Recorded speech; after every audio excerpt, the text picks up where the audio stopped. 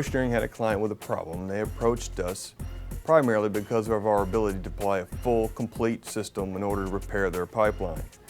Everything they need in order to get subsea and repair this line, we provide here at Oceaneering. The system that we have here at Oceaneering is made up of mechanical pipe lift frames, static pipe lift frames, FBE seam weld removal tools, straightness gauges, go-no-go gauges, chop saws, and end prep tools. The mechanical pipe lift frame is a device ROV interrogates in order to function it.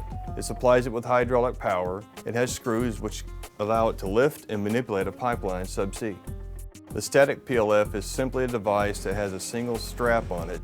The mechanical PLF will lift the pipeline into the static PLF, and the ROV will actuate the strap in order to support the pipeline, relieving the PLFs.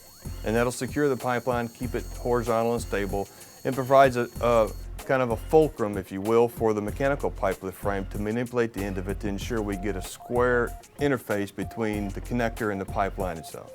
Next, we deploy the straightness gauge. We install it over the bare pipe to ensure that we have enough straight pipe to fit into the pipe end connector. At this point, we lower the FBE seam weld removal tool.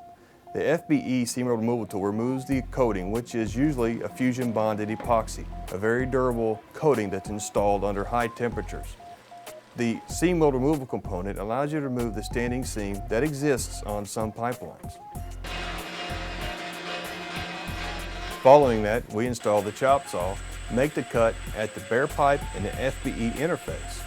The chop saw is a very simple device which operates off of hydraulic power from the ROV. It has a 60-inch diameter carbide tip blade. It can make up to 25-inch single cut. Provides a very square, very clean cut, requires minimal cleanup with the end prep tool. The go-no-go gauge installs onto the end of the pipeline. It ensures that the pipe is round enough in order to fit the connector onto the pipe. It is machined to specification to ensure that the pipe is round and not out of tolerance or deviate from its original mil spec requirements.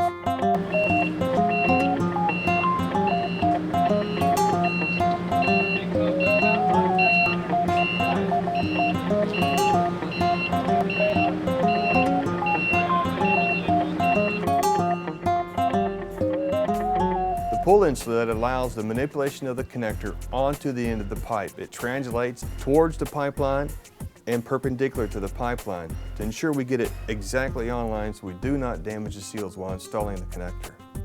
Once the connector is installed, the pull-in slit is detached from the connector and removed from the seabed.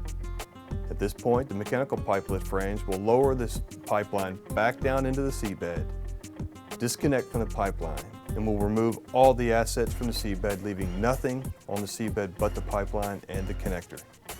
At this point, the operation would be complete and demobilization will proceed. My engineering team here are highly skilled, very trained individuals who respond to all sorts of issues. We don't specialize in engineering one thing. We engineer solutions to problems, and it's that simple. During the SIT, we identified some issues with some equipment that was not related to the Oceaneering system. The solution to this was for Oceaneering to, in a 24-hour time frame, design, engineer, and build a replacement tool in order to solve the problem associated with the non-Oceaneering equipment.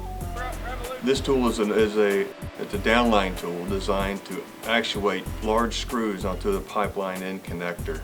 The large screws help seat the tool onto the pipeline and keep the seals energized so it doesn't leak. It also actuates some slips which keeps it from being pushed off of the pipeline when the pipeline is under pressure. The tool is essentially a hydraulically operated unit. It allows two standard ISO interfaces, and we install rotary torque tools in them in order to turn the screws. And it was all manufactured here at our facility and designed and engineered here as well.